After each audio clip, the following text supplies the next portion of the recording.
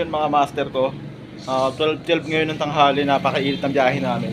Yan, tinatanong ni Papa kung magkano yung ano doon, yero. Kasi ano na yero bibili namin, tapos buhangin.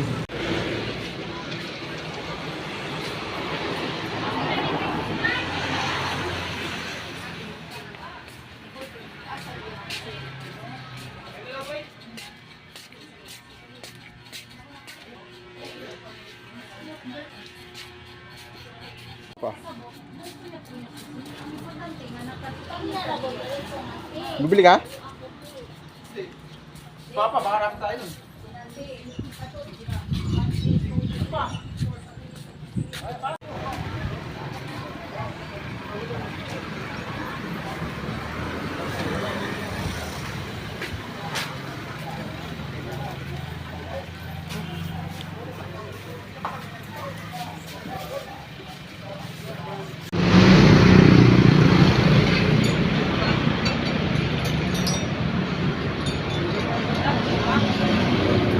Break na lang.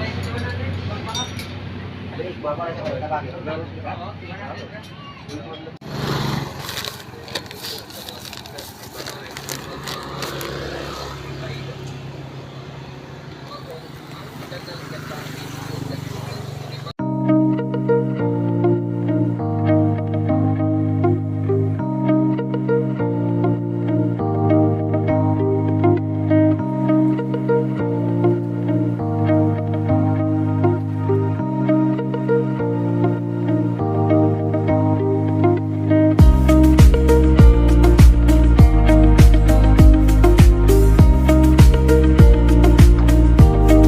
Mga master ko, andito na kami sa Bulilis sa pinsan ni Papa. Bibili kami ng tanduay ngayon saka BNB. Meron po kayong tanduay, Dark light. yung dark na lang po. Dark. Apo. Long neck. Magkano pila maglong neck? 150. 150. Ag lapad pila man? 75. Dalawa ganun din pala, no? Mm. Sige po. Kanang Pepsi pila man? Pepsi nga 1 liter. Apo.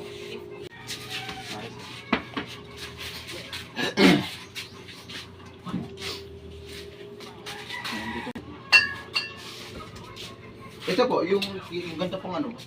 Pilihat. Apo, ganyan. 45. 45.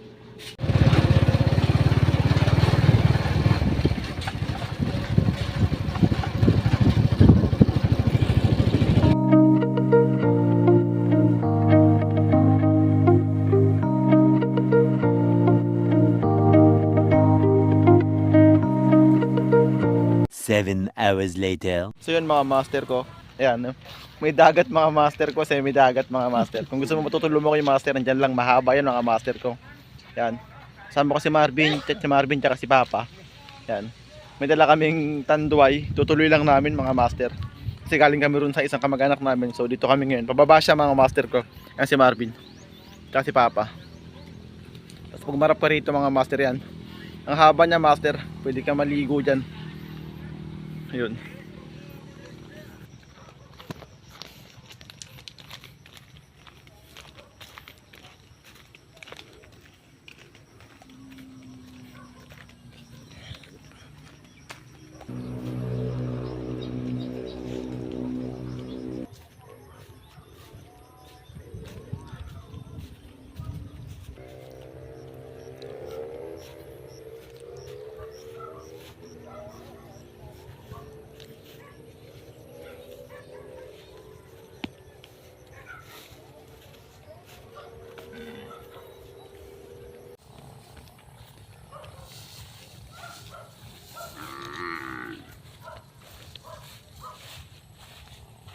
Mga master ko, napakalawak dito mga master, napakalawak ng lupain mga master ko. Bali dito na mga master ko yung isang hektarya ng lupain ni Papa. Yun yung tatrabahuin namin ni Rocky pagbalik namin after 6 months or 7 months. Next year siguro mga February balik na kami rito kasi umpisa na namin yung negosyo.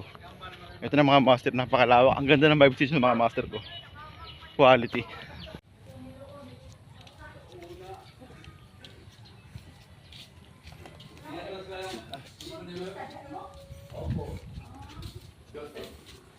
Kung mag-TV.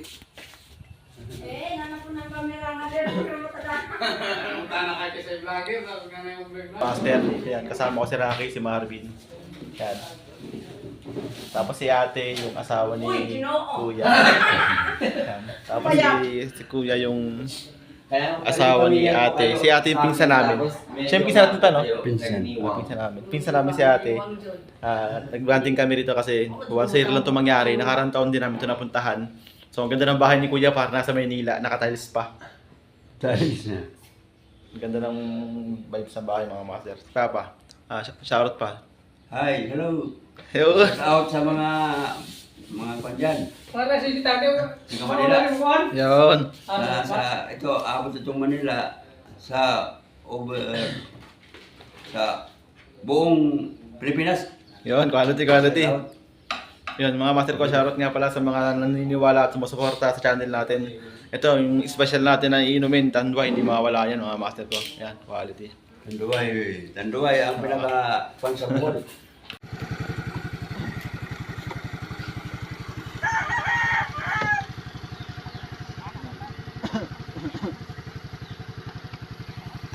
Mga master ko. Ito na mga master, sinisimulan ng gawin yung kalsada namin dito. Kasi yung doon sementado na, di ba? So itong harap namin, sisementohin na rin. Tama-tama sa pagtayo namin ng shop ni Rocky sa sunod taon, mga February. Yan. Quality na master, inaayos na.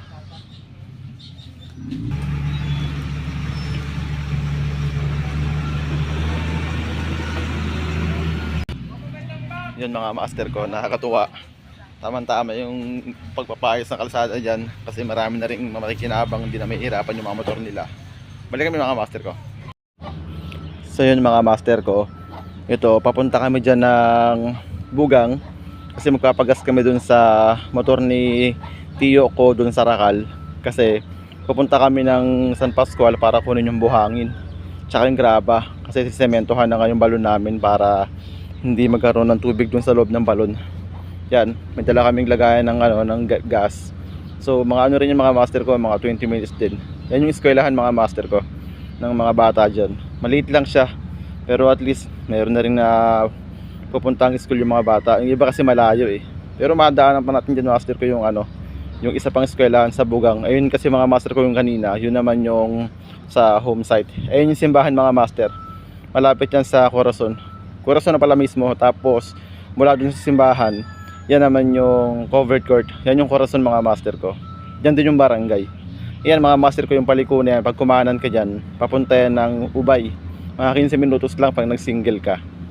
Tapos yung mga master ko medyo rough road na yan. Yan na yung papuntang Bugang. Sa may eskwelahan ng mga bata rin. Tapos yung papagasolinahan namin. Yan mga master ko. Yan pala yan mga master. Kabilaan yan mga master ko.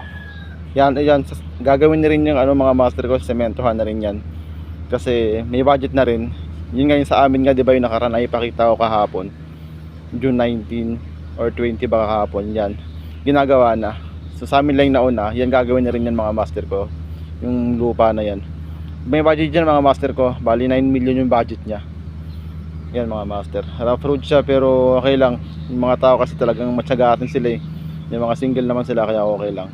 Yan, maliliw yung mga master ko. Mabilis sana yan kung hindi siya rough road. Yan, kabilaan niya mga master pala yan. May mga buko din. Yan. Yan, kabilaan niya mga master yan, bahay. Tapos meron din mga palayan din sila. Na maliit lang naman pero malaking bagay na rin para sa mga tao dito. And mga master, nandyan na kami sa gasolinahan. Yan, yan na yung pinakapupuntahan namin para may gas yung Rakal. Yan. Okay din yung gasolinahan nila mga master. Tapos nag-iisa lang ito.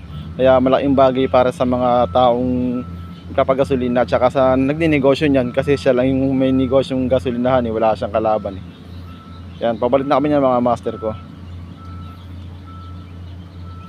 Siguro mga master hindi aabot niya ng 20 minutes kung hindi siya ganyang rough road eh. Yan mga master. May mga tindahan din dyan mga master, dikit-dikit. Kaya okay lang na magnegosyo kami ni Rocky ng tindahan or something na mga langis para sa mga motor kasi yan napansin nyo diba, napakaraming nagmo-motor dyan. Kaya okay lang na magtinda kami ng langis mga pyesa kasi malapit dito sa bahay namin meron ding nagtitinda ng langis. So hindi kami mag-aalangan or may hiya kasi lahat naman gusto magnegosyo. Yan, papuntahan na rin yan ng Corazon mga master. Pabalik na kasi kami yan. Tapos eto, yan yung sinabi ko kanina, yung pakaliwa na yan mga master, papunta ng Ubay yan. Sa May City, sa pinsan ko si Ate Aileen. Doon pwede rin magtayo ng shop. Yan, dito na mga master ko. Hihinto kami dyan kasi kukunin namin yung budlong.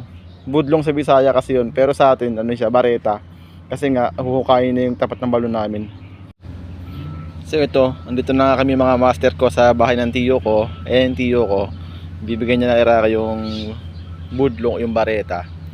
Yan, pauwi na kami niyan para maumpisahan na nga yung balon. Yung kanina pala mga master ko, iko-correct ko lang. Ang kulit lang kasi. Yung kaya sementohan yun, yung balon namin para yung mga galing na tubig na marumi sa taas, hindi po mapunta ron sa may ilalim. Sabi ko kasi kanina, parang hindi malagyan ng tubig yung balon kaya sementohan. So which is mali yun. Kaya nga meron talagang tubig yun sa balon mga master. Ang gulo ko, sorry.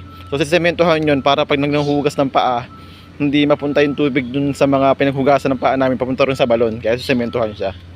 Yan lang mga master. Pabalik na kami ng mga master ko. Ayun yung eskwelahan kanina na sinasabi ko. Ang ganda, ang cute ng eskwelahan mga master. Nakakatuwa. Yan. Isang diretso lang siya mga master. Yan.